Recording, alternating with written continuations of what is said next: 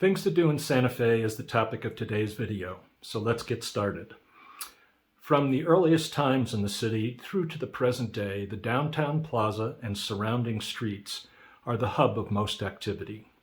Start your day by touring the plaza itself. It is a lovely park-like setting with sprawling green lawns, crisscrossing paths, and benches for rest and relaxation. Consider having a picnic there. There are a number of food vendors surrounding the plaza offering different types of ethnic fare.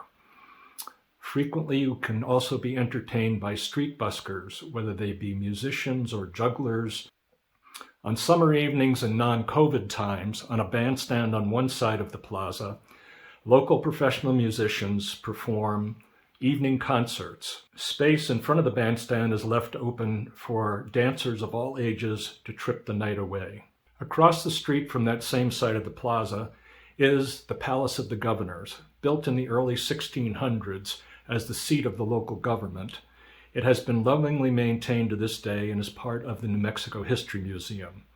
On most days of the week, on the portal in front of the Palace of the Governors, Native American artists offer their artwork and wares to a steady stream of tourists and locals alike. On the other three sides of the plaza, there are numerous retail shops, restaurants, and galleries. You can easily spend a day spending your money in any of these locations. Next, take a tour of the Cathedral of St. Francis, a few short blocks off the plaza. This church was built between 1869 and 1887 on the site of a previous church, which was destroyed in the Pueblo Revolt of 1680.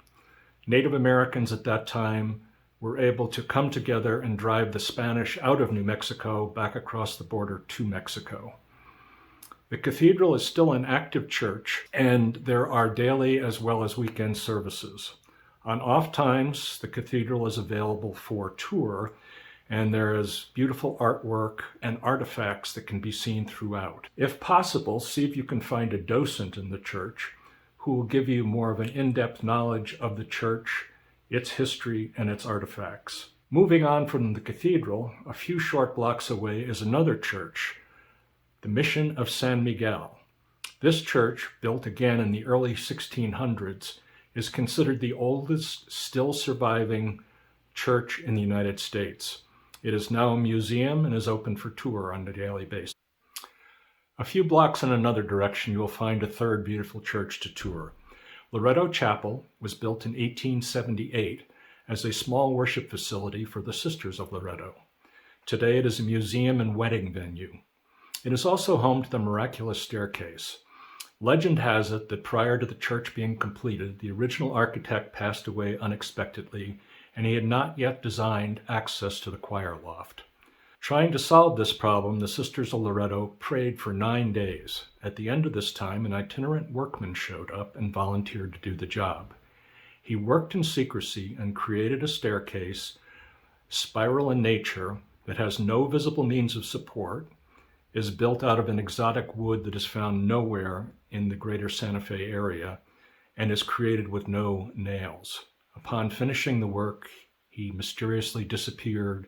As you can see, the plaza and nearby streets are the hub of a great deal of activity. If you'd like, there are professional walking tours and tram tours, which will give you more in-depth knowledge of the history and buildings of the area. There's even a ghost tour that you can take of downtown buildings, which may be of interest to you.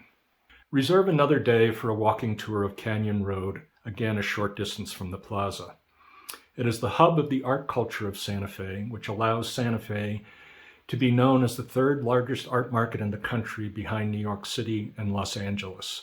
Not bad for a small city, eh? It is home to 80 art galleries, as well as some of the finest restaurants in the city or in the state for that matter. And a word to the wise, don't forget your wallet. Finally, on our rundown of Santa Fe activities, consider a visit to the Lensic Theater. This theater was built in 1931 as a movie theater and vaudeville theater.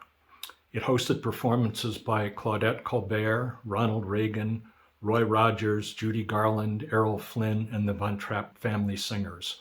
The venue was fully refurbished in 2008 and now hosts over 200 performances per year. The lineup includes classical and ballet recitals, dramatic plays and musicals, and a variety of concerts by nationally recognized artists in classical, jazz, country, pop, and Latin music. The Lensic is a must-do for locals as well as for tourists. So that's a mere scratch on the surface of things to do in Santa Fe. In future videos, I will provide tips for not only things to do in the city, but in a number of the surrounding areas as well. If you keep tuning in weekly, you'll be sure to catch up on these items. In the meantime, please subscribe to my channel, and if you haven't already done so, why not download my relocation guide for Santa Fe by clicking on the button in the right-hand corner of my YouTube banner. Thanks again for watching. We'll see you next time.